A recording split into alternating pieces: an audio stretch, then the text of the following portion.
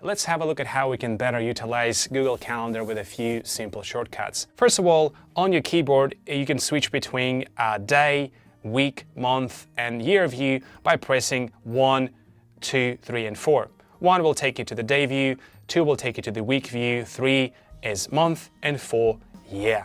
The next shortcut that I really like is going to a specific date. Simply click on G and type the day that you want to go to. September 20. This will take you directly to September 20.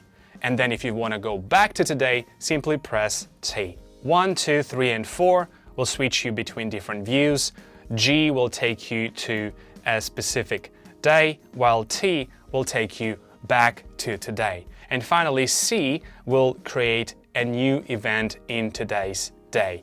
If I go to September 20 and click on C, C will create an event for today. And finally, a pro tip. If you go to Settings and into the event settings, you can customize the default duration of the meeting. If you normally run shorter meetings and you want to do default to 45, select 45, and now when you click anywhere on the calendar, it will default to the 45-minute meeting.